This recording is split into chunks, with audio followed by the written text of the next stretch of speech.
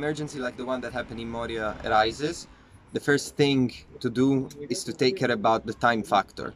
Intersos deployed within the first 48 hours an emergency roster staff in order to effectively and timely respond to the crisis.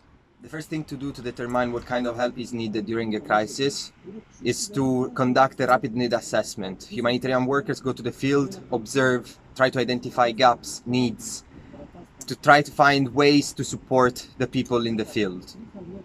It's fundamental to act in time and fundamental to act in coordination with other humanitarian workers and other teams from other organizations to avoid overlapping of services and waste of resources. In the specific case of the emergency in Moria, a lot of challenges were posed by the chaos that was created after the displacement of the people from the previous camp. It was very hard to reach out with the people in the beginning. Communication are not fully granted due to lack of electricity and access to device. As well, the coordination with other NGOs is not always ensured due to the general chaotic and very busy situation and the fast pace of work.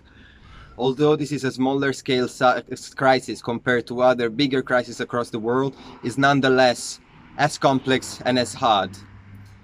On top of this, the crisis in Greece, we shouldn't forget, is a crisis of political character. Having such a big emergency at the door of Europe creates a huge push for the political agendas and the general decision making in terms of crisis and migration management at central level in Europe.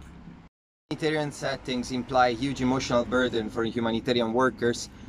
A good way to keep going on a daily basis is to focus on the small thing, to focus on the small goals and objectives daily, and focus on the relevance that your daily action can bring to the people you try to support.